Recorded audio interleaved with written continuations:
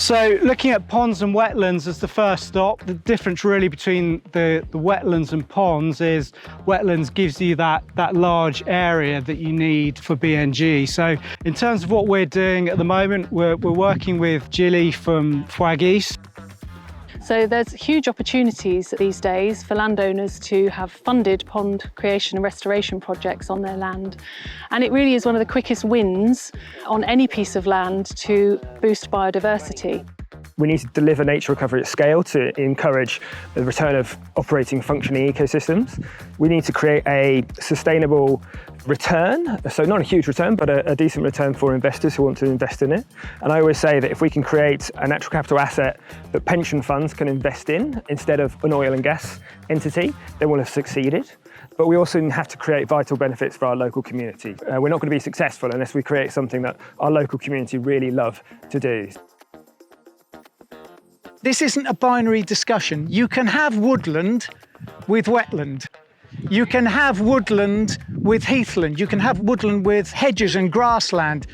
And so we've now got statutory tree planting targets to create essentially an area the size of Derbyshire by 2050.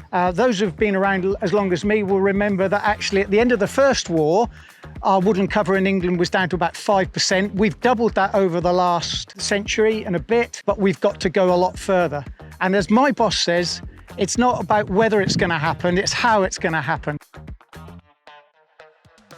Third stop on the tour and looking at scrub, hedgerow and wildflowers. Behind us we've got a fantastic example of scrub. So it's a really important habitat. It's really scarce actually, but incredibly rich for nature, for biodiversity. But what you need to look at is how you manage that, because if you just leave that to go, it'll slowly transition into woodland, which in the right place is fantastic. But in terms of a biodiversity net gain, you do need to manage your habitats in the condition and habitat type that you set out to. So in terms of the importance of grassland and pollinators, I'll park you over to Bex Cartwright from the Bumblebee Conservation Trust.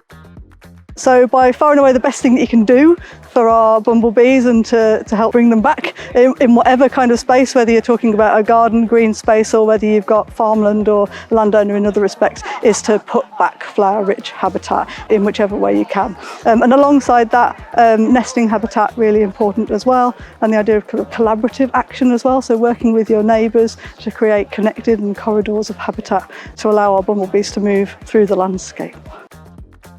What we learned about wetlands was amazing. It never even occurred to us that the power of what wetlands can mean for carbon capture and the local wildlife.